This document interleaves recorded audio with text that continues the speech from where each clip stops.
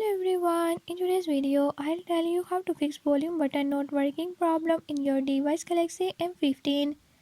In this video I'm gonna share few tips that you can use to fix it. If you found these tips helpful, press the subscribe button and ring the notification bell. Make sure to watch complete video and learn how you can do it. Let's watch the video.